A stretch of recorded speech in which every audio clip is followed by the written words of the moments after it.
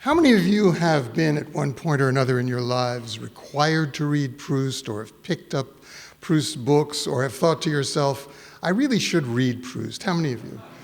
Well, that's a good percentage of the people in the audience. Proust, as you probably know by osmosis, having been alive in the culture, is somebody who not only delved into memory in a way that few other writers ever have, but also had profound things to say about art, about self-expression, about social presence, about the personal, about the political, about the ecstasies and agonies of love.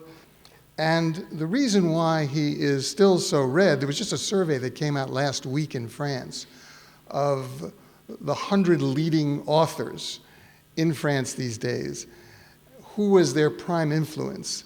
And fully a third of them named Proust first. He was way ahead of any other writer.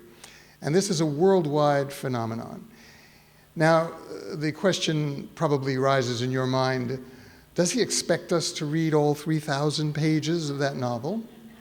And the answer is yes, of course I do. I mean, you've got 2 weeks till the class starts. What else have you got going on? And you can read them in French if you like, too.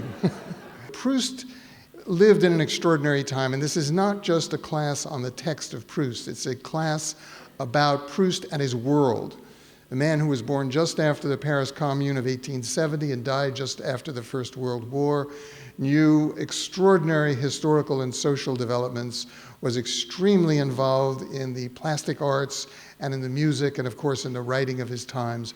And all of that we're going to go into in this class.